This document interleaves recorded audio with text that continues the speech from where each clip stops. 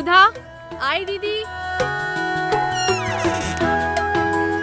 नमस्ते आशा दीदी। नमस्ते। और घर में सब ठीक ठाक है?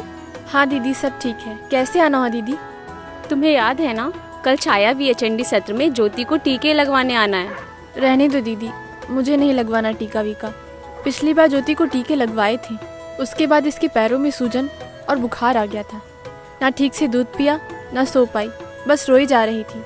मैं 2 दिन काम पर भी नहीं जा पाई थी। घर वाले भी मुझ पर गुस्सा कर रहे थे। मैं समझ रही हूँ सुधा, हर माँ बाप अपने बच्चों को परेशान देखकर घबरा जाते हैं। जैसे तुम्हें ज्योति की चिंता है, वैसे मुझे भी इसकी चिंता है। तुम तो एक समझदार माँ हो और तुम जानती हो कि टीके लगवाने से बच्चों को कितनी खतरनाक बीमारियों से बचाया जा सकता है। इसलिए तुम कल एक बार आकर ANM दीदी से मिल लो, फिर जब तुम्हारी मर्जी हो तब टीका लगवाना। ठीक है दीदी। बहुत अच्छा। ये लो बुलावा पर्ची। आइए दीदी, बैठिए। नहीं, मुझे कहीं और घर जाना है, मैं चलती हूँ।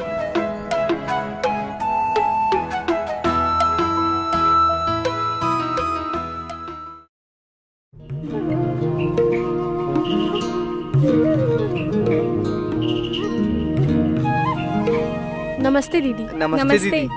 अरे वाह, सुधा और महेश तुम दोनों आए हो? हाँ दीदी, हमने सोचा हम दोनों मिलकर ANM दीदी से बात करेंगे। बहुत अच्छा किया, आओ।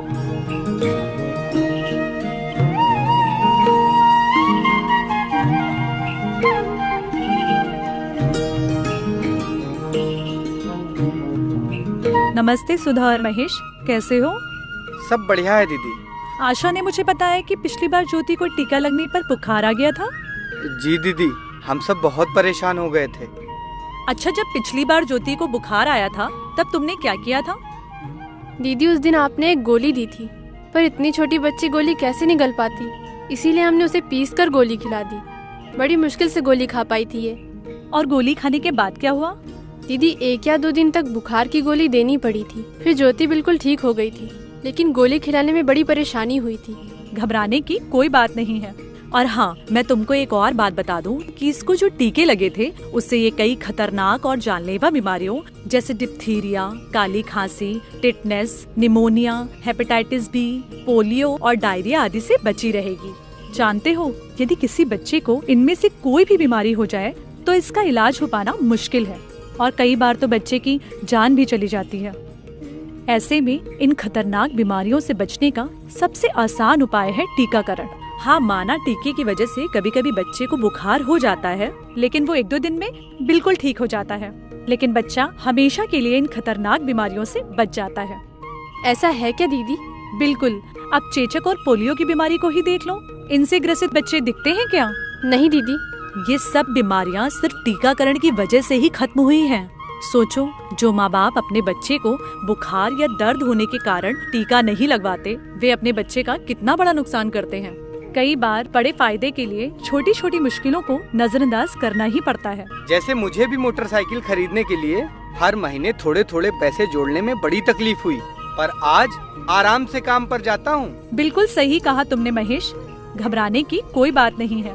मैं बुखार की दवाई दे दूंगी, बस जब इसे बुखार आए तो पिला देना।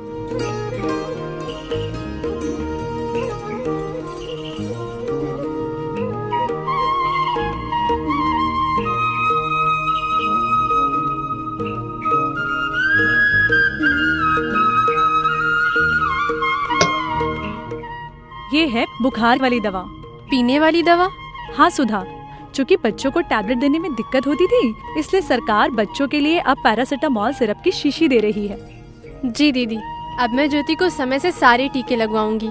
अब तो आपने बुखार आने पर गोली के बजाय पीने की दवा भी दे दी है। दीदी, अब बस आप ये बता दीजिए पैरासीटामोल सिरप कब और कितनी देनी है? बिल्कुल, लाओ बताती हूँ।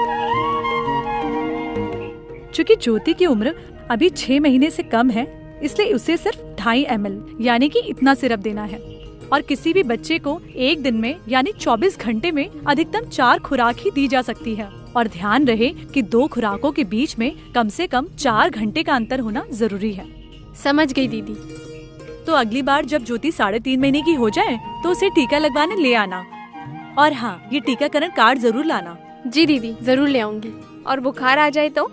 क्या दीदी आप भी, अब पैरासीटामोल सिरप है ना। जब फायदा है बड़ा, फिर छोटी मुश्किलों से क्यों डरे भला।